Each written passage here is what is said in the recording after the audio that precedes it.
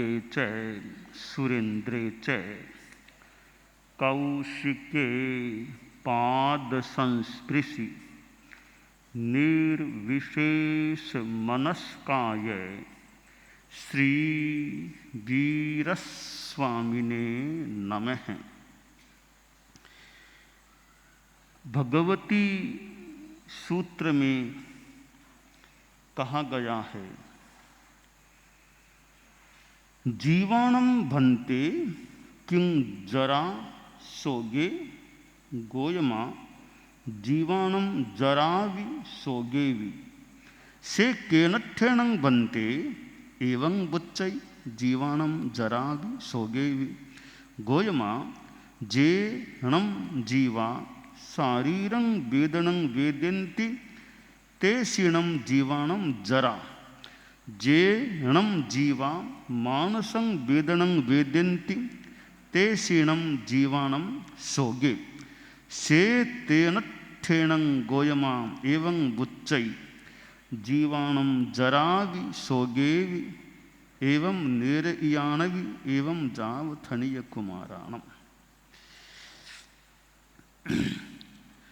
भगवती सूत्र में यहाँ राजगृह नगर का प्रसंग गौतम स्वामी ने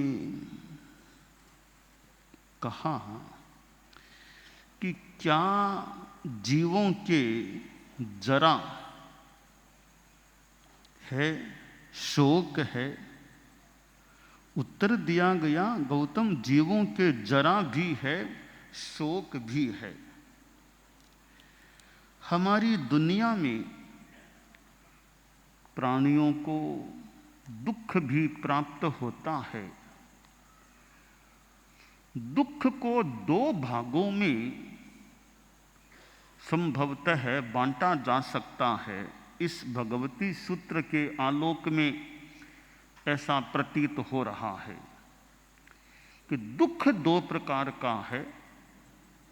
एक जरा, नंबर 2 शोक।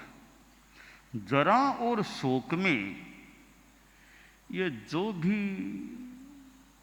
कष्ट दुख होता है, इसको समाविष्ट किया जा सकता है संभवतः। संसार में दुख तो है ही, आगम की वाणी है, जन्मम दुखम जरा दुखम रोगाय मरणानिय अहो दुखो हु संसारो जथ की संति जंतवो। कि जन्म दुख है, जरा दुख है, रोग दुख है, मृत्यु दुख है, मरण दुख है। संसार में दुख है जहाँ प्राणी क्लिष्ट होते रहते हैं। तो जरा और शोक ये दो प्रकार दुख के हो जाते हैं। दूसरे शब्दों में कहना हो तो जरा यानी शारीरिक दुख और शोक यानी मानसिक दुख। शरीर का दुख होता है या मन का दुख, और तो क्या दुख होता है आदमी को। जरा शब्द का मतलब क्या है? ऐसे दृश्वयोहानव, संस्कृत की धातु है दृश्वयोहानव। यह अवस्था की जो हानि यानी बुढ़ापा है। जरा का अर्थ है बुढ़ापा, और बुढ़ापे में सामान्यतया आदमी को शारीरिक कष्ट हो जाता है। तो यह जरा शारीरिक दुख की प्रतीक है। तो बुढ़ापा का दुख हो वह तो है ही, और भी जितने भी शारीरिक दुख होते हैं वे सारे जरा में इंक्लूड किए जा सकते हैं, सम्मिलित किए जा सकते हैं। तो प्राणियों को शारीरिक कष्ट होता है। बुढ़ापा तो आए उनको आए, बुढ़ापा के सिवाय भी बीमारी हो गई और कोई तकलीफ हो गई, पैर में दर्द हो गया, गिर गया, चोट आ गई, दुख हो गया, ये सारे दुख जो शरीर से संबंधित हैं वे जरा के अंतर्गत लिए जा सकते हैं। दूसरा जो दुख होता है वो शोक, मन में जो व्यथा होती है वह शोक है। यूं तो शोक किसी की डेथ हो जाने के बाद जो मानसिक दुख होता है उसे हम शोक बोलते हैं। भी शोक सभा, शोक सभा, तो शोक मानसिक दुख की वो एक जो बात होती है। परंतु केवल मृत्यु के हो जाने पर होने वाला ही नहीं है शोक, और भी कोई मानसिक तकलीफ होती है तो वह भी शोक के अंतर्गत समाविष्ट की जा सकती है। तो कुल मिलाकर दुख के दो प्रकार हो जाते हैं, जरा और शोक।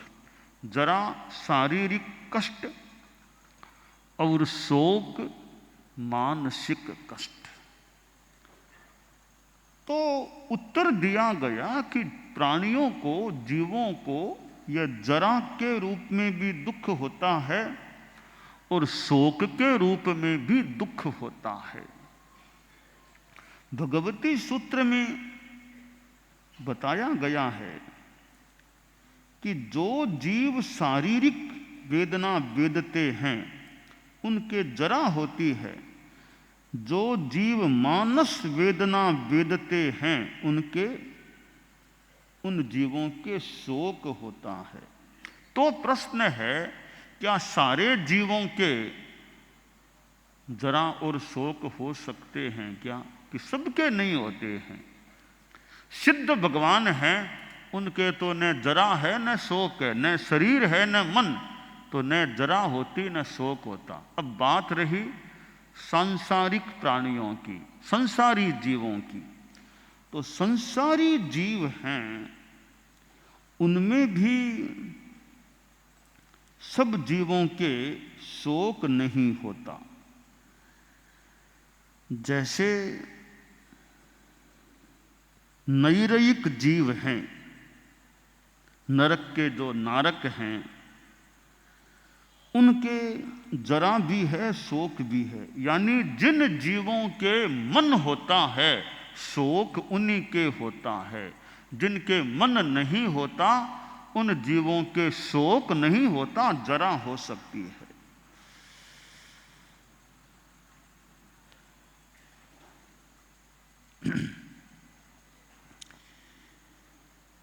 संसार के सभी जीव हैं, जरा तो यूं जिनके हो सभी के हो सकती है, शोक केवल सैमनस्क जीवों के। इसलिए 5 स्थावर काय हैं, द्विंद्रिय, त्रिंद्रिय, चतुरिंद्रिय, असंगी, पंचेंद्रिय, इनके शोक नहीं होता आश्रय। और जरा तो सब जीवों के, सन्नी हो या असन्नी, संगी हो या असंगी, समनस्क हो या अमनस्क, सब जीवों के, संसारी जीवों के, जिनके योग हो, जरा सबके हो सकती है। तो यह बात स्पष्ट की जा रही है कि शोक तो समनस्क जीवों के ही होता है, अमनस्क जीवों के नहीं होता। परंतु यह जरा तो सब जीवों के मोटा मोटे रूप में जिनके योग है हो सकती है। हालांकि एक प्रश्न उपस्थित होता है, जो केवल ज्ञानी है उनके शोक है या नहीं? तो केवल ज्ञानी के यों वो मन भी नहीं है, वे केवल ज्ञानी कोई संगी नहीं कहलाते हैं, वे नो संगी नो असंगी कहलाते हैं। क्योंकि केवल ज्ञानी के ये जो क्षयोपम भाव रूपी मन है वो नहीं होता है। और हम यह भी चिंतन करें, 7वां गुणस्थान, 8वां गुणस्थान, 9वां, 10वां, 11वां, 12वां ये भले संगी हैं तो भी इनके शोक हो सकता है क्या? तो संभावना संभवतः हो सकती है वे संगी होने पर भी इतने उच्च कोटि के साधक हैं, उनके शोक नहीं होना चाहिए। फिर भी सामान्यतया जो संगी हैं, समनस्क हैं, जो समनस्क मानसिक वेदना वेदते हैं, उनके शोक होता है। तो यह भगवती सूत्र में बड़ा एक सुंदर वर्गीकरण आ गया। मोटा मोटी सारे के सारे दुख दो भागों में विभक्त हो जाते हैं। शारीरिक दुख जरा, मानसिक दुख शोक, इनके सिवाय और तो क्या दुख होगा। या तो दुख मन में होता है या तन में होता है, और तो क्या दुख होगा। तो मोटा मोटी ये दुख के दो वर्गीकरण, दो विभाग हमें यूं भगवती सूत्र में प्राप्त हो जाते हैं। अब हम देखें कि शारीरिक वेदना है वो कई प्राणियों के हो जाती है। हम मनुष्यों की ही अगर बात करें तो मनुष्यों में भी शारीरिक तकलीफें हो जाती हैं। घुटनों में दर्द हो जाता है, और भी शरीर के विभिन्न अंगों में पीड़ा हो जाए, शरीर के अवयव काम करना कम कर दें या बंद कर दें, कमर में दर्द हो जाता है, उठना ही मुश्किल हो जाता है। तो अनेक प्रकार की शारीरिक वेदना मनुष्यों के हो सकती है। फिर कोई पिटाई करे और कुछ ऐसा करे तो और अपने ढंग की वेदना हो सकती है। मानसिक वेदना भी हो जाती है। वियोग हो गया और कोई अप्रिय घटना घट गई तो आदमी शोक में जा सकता है, मानसिक व्यथा से व्यथित आक्रांत हो जाता है। तो मनुष्य के जीवन में, और भी प्राणियों की बात है, हम मनुष्यों की बात करें तो ये शारीरिक और मानसिक कष्ट की स्थितियां आ सकती हैं। अब इन स्थितियों में हमारा समभाव, समता भाव रहे, यह खास बात है। शरीर है, जीवन में बीमारियां तकलीफें कभी कभी हो सकती है। कोई कोई आदमी मिल जाए जिसके खास कोई तकलीफ नहीं होती शरीर में, कोई कोई मिल जाए कि मैं तो आज तक कभी अस्पताल गया ही नहीं। तो आज तक मैं कभी, कोई आदमी कह दे, आप लोगों में से भी मान लो कि मैं तो कभी हॉस्पिटल में गया ही नहीं भर्ती होने के लिए। दूसरों के लिए जाना पड़े अलग बात है, खुद के लिए कभी भर्ती होने का काम नहीं पड़ा। तो इतने मेरे तकलीफ हुई ही नहीं है कि इतना वर्ष का जीवन काल है, मैंने माथा दुखना कभी जाना ही नहीं, क्या माथा दुखता है। तो कईयों के ऐसा योग हो पुण्य का कि विशेष कोई शरीर में तकलीफ न भी हो, परंतु क्या पता 70 वर्षों तक शरीर ठीक रहा और बाद में कोई बीमारी लग जाए तो लग जाए, क्या पता है शरीर का।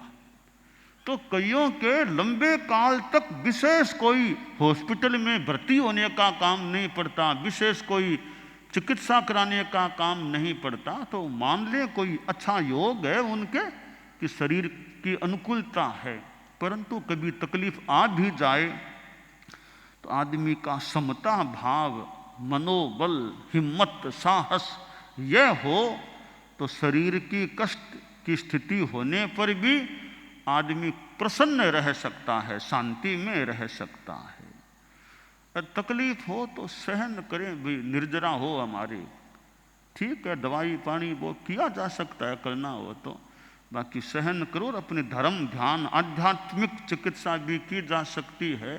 जैसे ये दवाई चिकित्सा वो डॉक्टरी होती है, इधर अध्यात्म की चिकित्सा अपना जप है, कायोत्सर्ग है, अच्छा संकल्प, अनुप्रेक्षा। और खास बात है कर्म निर्जरा हो। शरीर का तो मान लो कर्मों का उदय है तो भोगना पड़ सकता है, अपना धर्म ध्यान तो करो, कर्मों की निर्जरा तो हो, यह लक्ष्य रखें। तकलीफ में भी धर्म ध्यान जितना हो सके वो करने का प्रयास करें। मानसिक परेशानी भी आ जाए, जैसे आप गृहस्थों के कभी व्यापार संबंधी समस्या आ गई, कभी परिवार में और आपसी वो वैमनस्य की स्थितियां आ गई, बेटा कहना नहीं मान रहा है, बेटे ने नुकसान कर दिया, वो कर दिया, ऐसी कई स्थितियां आ सकती है। कभी बेटे के लिए पिता की ओर से समस्या हो जाएगी, पिताजी कहना नहीं मानते, पिताजी ध्यान नहीं, बेटों के यूँ समस्या हो जाए कभी, तो परिवार में भी समस्या हो सकती है। उन मानसिक समस्याओं के समय भी आदमी हिम्मत रखे, शांति रखे। ठीक है, परेशानियां है तो सॉल्यूशन का प्रयास तो करने वाले कर सकते हैं, सॉल्यूशन खोजा जा सकता है, पर ज़्यादा मन पर हावी न हो, परेशानियां हावी न हो, समस्याएं हावी न हो, समस्या आने पर भी शांति रह सके। समस्याएं तो है, परेशानियां है, फिर भी शांति रहे, यह धर्म की साधना का परिणाम आए कि समस्या में भी शांति रहे, ज़्यादा आदमी आक्रांत न हो समस्या से। तो भगवती सूत्र में जो बताया गया है कि जीवों के जरा भी होती है और शोक भी होता है, तो जरा और शोक में कैसे समता भाव रह सके, सहिष्णुता हमारी रह सके।